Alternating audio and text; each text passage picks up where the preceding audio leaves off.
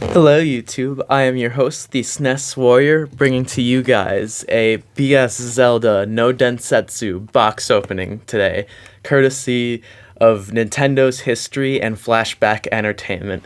Why Nintendo has never re-released this game on their own, I have no idea. We have two Legend of Zelda games we've never played on our own, but let's get into the box opening and I'll explain more of that, shall we? Alright guys, digging right into our final box opening for you. My history treat, it is BS Zelda No Densetsu, basically. Now, what that is for those of you who don't know was in Japan, Nintendo had a attachment for the Super Famicom called the Broadcast Satellaview, or BS Satellaview. Hence the BS in the title. Now, the main draw of this service was basically to give people games at set intervals on a schedule. Some games were complete downloads one time, but a huge part of the service's draw was its episodic offerings, and this, along with a couple other games, were part of those episodic offerings. This BS Zelda Ancient Stone Tablets, I don't remember the Japanese name.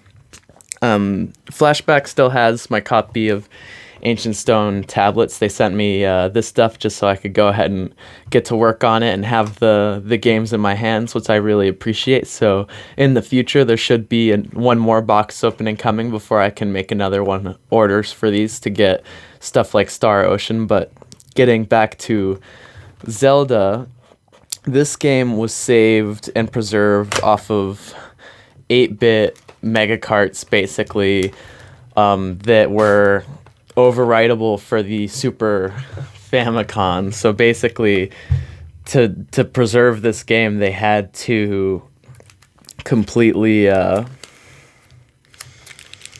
had to scour these old markets for these rewritable memory packs and look at old footage, because a lot of the audio for the footage only came through the Satellaview itself, so you wouldn't know what the audio was. This goes into the history. The original shipping or airing schedule, this game was aired twice, basically. I think Stone Tablets was aired once, but it might have been aired twice as well. Ancient Stone Tablets and Zelda No Densetsu are the most popular offerings on the service that I know about. There's also a Chrono Trigger sequel that turned into Chrono Cross, basically, called Radical Dreamers, which is more of a text-based adventure. And then there's also a Kirby and an F-Zero game that are highly sought after. And the only game that Nintendo ever remastered themselves off of the Broadcast Satellaview titles is I heard that the Fire Emblem title got brought over to the Game Boy.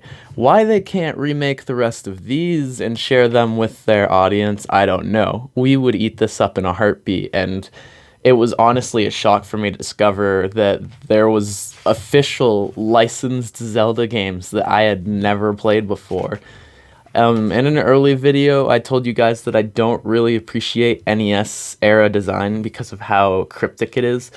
This game doesn't update that design at all. It updates the look, it makes things look better, but Abominable Walls are still invisible, everything's still cryptic. It looks better. This guide might be a huge help for figuring out where to go in the beginning, but I wanted to grab this more than anything because of the history behind it. And as much as I hate on the first Zelda, I've only played through it a couple times when I was a kid, and I didn't like how limiting it felt, so I thought maybe playing a 16-bit offering of it might show a better face and might be more fun to play. Plus, the nice thing with this game is it is half the size of the original, so if you don't enjoy the design like I do, it is half as much to deal with, which I think is a really smart move on Nintendo's part for understanding how cryptic the design of the first game was.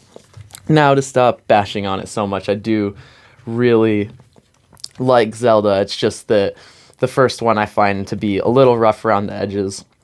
I think the design of Zelda really got fleshed out around the time of the third Legend of Zelda, and that formula pretty much stuck from there. More of these cards, like I told you guys, you'll collect a little mini collection of these if you get a couple of orders from Flashback games. We got this awesome sticker going on as well. This is a different Legend of Zelda sticker, which I like. It has the cool pastel green coloring to it. Here, oh wow, this is a double-sided poster. Zelda and the Legend of Link. I think this is an NES ROM hack. That might be something you guys are interested in. I'm not really trying to get into the NES offerings unless I find out they're really interesting offerings, but it is definitely something to check out if you are into those older NES games, or if you have nostalgia for that. So there's one poster. I hope one of these is a map.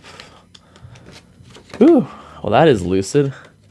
Super Metroid in a really creepy design. I like that. It's almost like Super Metroid meets Doom. And the interesting thing about these games is that Nintendo never re-released them on their own service. None of them were a map, but I do get a related poster, which I do appreciate. The artwork on this game is awesome. It really reminds me of Breath of the Wild, and what I like about it more than anything is that Breath of the Wild is based off of the first Zelda, and it really fixes a lot of the issues of it in my mind, but having something that is a callback to that. Oh wow, this is the first one they kind of went a little too far with. This is the first time they put Nintendo on the back of the flash cart. I wonder what that means. I mean, it's still really easy to tell it's reproduction. They just added Nintendo. They still have the Flashback games on the back. Here, let's open this up so there's not so much glare on it for you guys. Smells like paint, just like all the other ones. I like that. You know, new game smell. Opening an NES game and getting new game smell is an awesome experience. That's something that, I don't know, you guys growing up in the 90s more than I did can probably really appreciate. But yeah, that's the opening, and I'll show you guys the some intro footage to see if it's something you'd be into. Alright guys, jumping right on into the gameplay. I actually can't wait to show you this because I enjoyed it a lot more than I thought I would.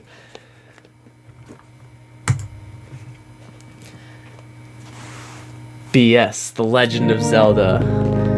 And I want to say, like, the music that this starts off with is just absolutely amazing. Like, I don't know how they added such depth and range to the SNES sound card, but it definitely enriches the original music a lot. Long ago, Ganon, Prince of Darkness, stole the Triforce of Power. Princess Zelda of Hyrule broke the Triforce of Wisdom into 8 pieces and hid them from Ganon before she was kidnapped by Ganon's minions. Hero from afar, find Zelda, and find the pieces and save Zelda. Then it kind of goes into all of the treasures that you can find. Rupees, 5 rupees, potions, food, letter, sword, white sword, magical sword.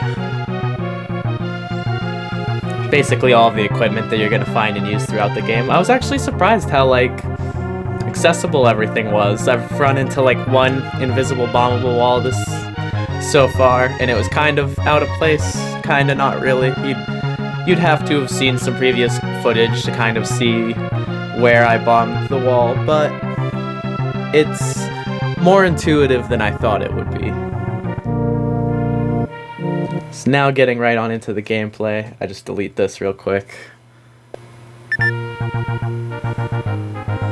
And so diving right into the gameplay, it forces you to find the sword immediately. It gives you no control over that, which is kind of nice. You know, it gives you an offense right away. It's dangerous to go alone. Take this. The sprite work is pretty funny in this game, I'll admit. I was surprised they gave you the sword beam just right off the get. Your map is displayed in the top left corner, if you've noticed, and it gives you an idea of how big the map is. It's actually twice as small as the original. Well, half the size of the original.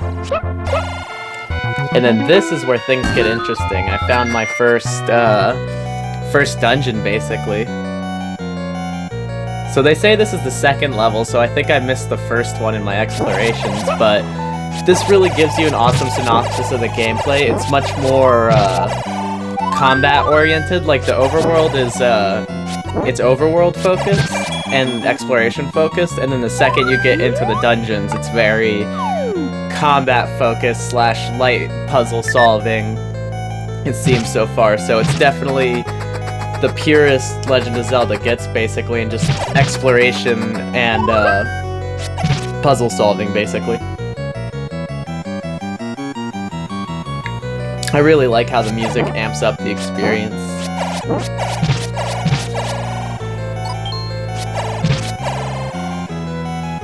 Get first key, go through that door.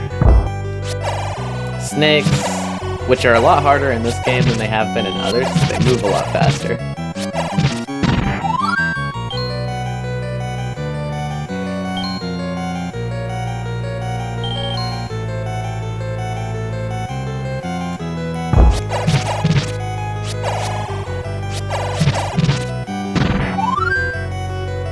I finally get the map. Excuse me. The map reveals a lot to you, like where bombable walls are, basically. It makes it so you're not wasting bombs on cryptic things that aren't gonna help you. Like, you can make pretty educated guesses. And I think Binding of Isaac tried to go for that trope as well with their invisible bombable walls. Like right here, you can basically tell that you're mandated to use a bomb. It's like, if you couldn't figure that out with the map and the fact that they put a bomb in the room for you, I don't know how you will. But this dungeon segment's really fun. I'll show you guys the boss and then I'll let the video fade out. And then use the boomerang to collect items.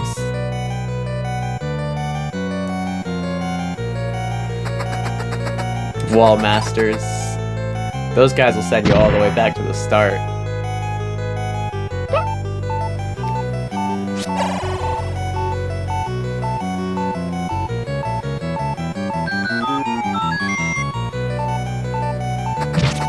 And then a 2D level segment, which I'm surprised to see. Did the original Legend of Zelda game have 2D segments in it? And then this is the first boss, and I basically just guessed on what to do with him. He's immune to all of your attack-based items at that point, so let's force feed him some bombs.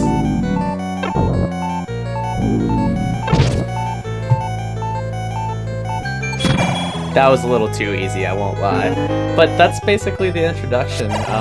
If this is something you guys would be interested in, definitely go check out Flashback Entertainment. It's a fun little game from what I've experienced so far, and I'm not even the biggest fan of this style. It's too precise for me, honestly, and it's not very user-friendly, but I think it's fun, and if you guys think you would enjoy it, I'd definitely go for it. It's a fun little title. Alright guys, I wanted to thank you for watching the video. If you liked it, go ahead and give it a thumbs up. I enjoyed sharing this piece of history with you. Comment down below. Tell me what you think. Do you like the old Legend of Zelda game a bit more than I do?